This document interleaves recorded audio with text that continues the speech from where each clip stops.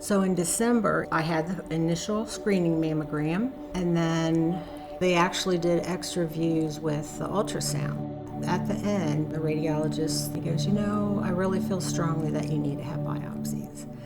I can't imagine going through biopsies without some type of support, because it was scary. So I can't say enough about how much I appreciate the staff at Ohio Valley. That human touch, I think, just of Rachel holding my hand was big.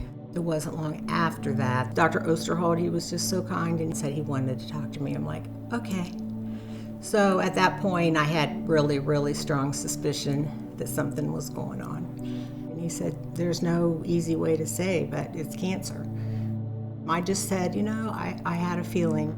I came straight home because Tim was waiting for me. I said, it's cancer, and we did all the hugging and all that kind of stuff. And he said, we got this.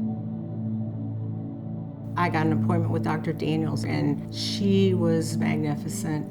She spent so much time with us. She wrote down everything, and then she gave me a multitude of options.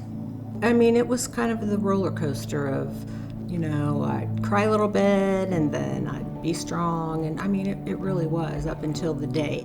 I just knew as a nurse, I just was very comfortable with the hospital setting at Ohio Valley and the staff there. I just knew that there was no doubt in my mind. So when I was discharged, my husband was waiting outside, and he had on a pink shirt and his button that said, "Real men wear pink." That was great to see him dressed up in pink. I went for my post-op exam with Dr. Daniels, and the first thing she said was, so all 3 lymph nodes were negative and the tumor borders were negative. I cried. I was so happy and so relieved. Followed up with oncology, and he said, with your situation, the chance of recurrence is less than 3%. I felt like, oh my gosh, I dodged a bullet.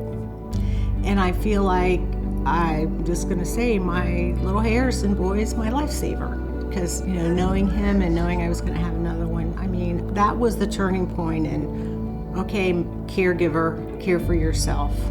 I think in general, women don't care for themselves as much.